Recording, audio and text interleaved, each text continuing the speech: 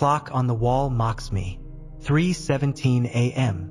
Another eternity to go before sunrise, before I can escape the fluorescent hum of this concrete tomb. I'm Leo Maxwell, and I'm a third-shift stalker at the Mid-States Distribution Center. It's a glamorous life, let me tell you. Towering stacks of boxes, the constant whine of forklifts, and the pervasive smell of cardboard dust.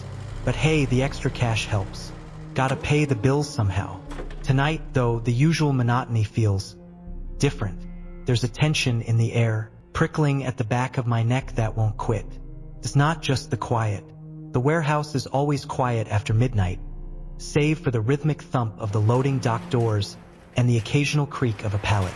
This is something else, something unsettling. It started subtly, a flicker in my peripheral vision, a shadow that seemed to detach itself from the stacks of boxes and drift across the concrete floor. At first, I dismissed it as fatigue. Third shift does that to you, makes you see things, but it's been happening every night this week. Then came the sounds. Not distinct noises, but subtle shifts in the quiet. A whisper where there should be silence, a rustle where nothing moves.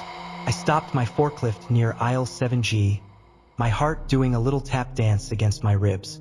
I strained my ears, trying to pinpoint the source of the disturbance. Thump, the sound echoed from the far end of the aisle, like something heavy had fallen. But nothing looked out of place. Just stacks and stacks of cardboard, reaching for the high ceiling. I cautiously maneuvered the forklift forward, the beam of its headlights cutting through the darkness. I reached the end of the aisle and stopped. Nothing, just shadows playing tricks on my eyes, just my overactive imagination running wild. As I turned to leave, I noticed something on the floor, a small, dark stain. I leaned closer, my brow furrowed. It looked like blood. My stomach clenched. No accidents had been reported. No one's been injured. I grabbed my flashlight from the forklift and followed the trail. It was faint, almost invisible, but it led me deeper into the warehouse, past rows of electronics, sporting goods, and finally, to a secluded corner near the loading docks. The trail ended at a stack of crates marked fragile. I shone my flashlight on them, my hand trembling. The bloodstain was more pronounced here, soaking into the cardboard. Still fresh, I cautiously pulled open the top flap of the crate. Inside, nestled amongst packing peanuts, was a small, antique music box. Dark wood, intricately carved with strange symbols.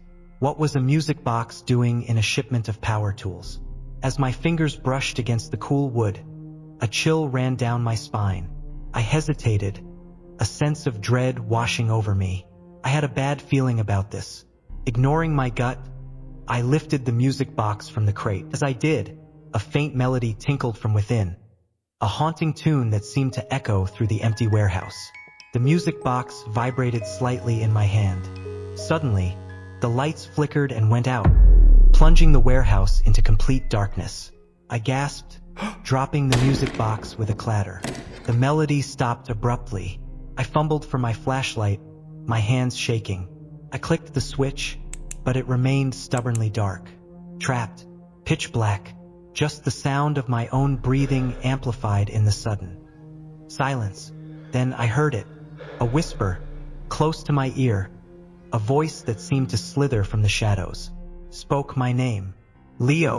I whirled around, my heart hammering against my ribs.